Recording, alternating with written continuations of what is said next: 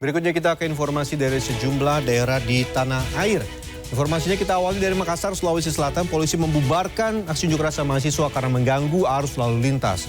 11 orang pengunjuk rasa ditangkap polisi. Sejumlah pengunjuk rasa berlarian saat polisi berusaha mengamankan mereka.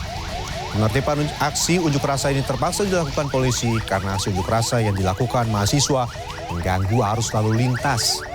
Sebanyak 11 orang pengunjuk rasa diamankan. Dari keterangan Kabak Ops Polrestabes Makassar, AKBP Darminto, unjuk rasa mahasiswa menolak keputusan MK soal usia Capres-Cawapres berlangsung selama 5 hari terakhir.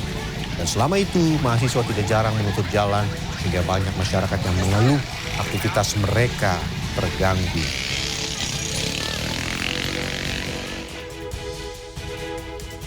Berikutnya, lebih dari 70 juta batang rokok tanpa pita cukai senilai 8,6 miliar rupiah dimusnahkan kantor wilayah Direktorat Jenderal Bea dan Cukai Sumatera Bagian Barat. Barang bukti ini merupakan hasil penindakan kepabean dan bea cukai periode November 2022 hingga Agustus 2023. Inilah beragam produk yang diselundupkan ke Indonesia.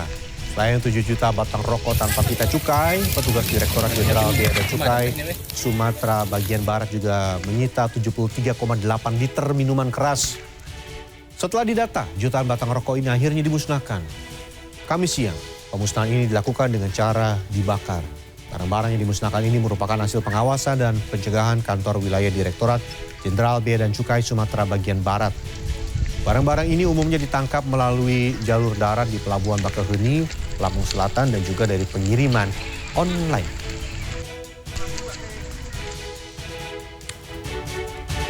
Kita ke Semarang, Jawa Tengah. Pemerintah akhirnya memutuskan mengimpor beras dari Kamboja untuk memenuhi kebutuhan masyarakat di akhir tahun hingga setelah masa pemilu April 2024 mendatang. Provinsi Jawa Tengah menjadi wilayah pertama yang menerima impor beras dari Kamboja sebanyak 3.500 ton. Sebanyak 3.500 ton beras impor dibongkar di Pelabuhan Tanjung Mas, Semarang. Beras selanjutnya akan dibawa ke gudang Bulog Randu Garut, Semarang. Bongkar muat beras dari Kamboja ini merupakan yang pertama sejak pemerintah memutuskan melakukan impor beras 250.000 ton dari Kamboja September lalu. Impor dilakukan untuk memenuhi kebutuhan pangan nasional khususnya menjelang akhir tahun hingga masa pemilu April 2024 mendatang. Sementara faktor El Nino atau kemarau panjang memicu terjadinya penurunan produksi karena petani mengalami gagal panen. Jawa Tengah dipilih menjadi wilayah yang pertama menerima limpahan 10.000 ton beras impor dari Kamboja karena merupakan salah satu lumbung beras di Pulau Jawa.